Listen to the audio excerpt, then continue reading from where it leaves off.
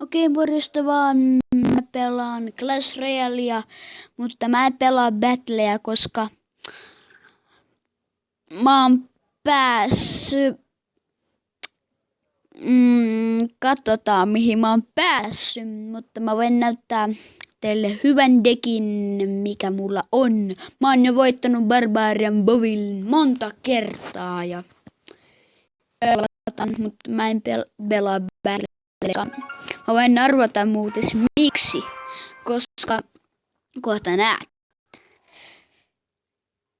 Minä olen Areena 4. Ja täällä taas The Finland 800 pokaalia saa tulla tänne claniin. Jos voi tippua, jos menee Areena 2, niin elikkä tämä on mun dekki.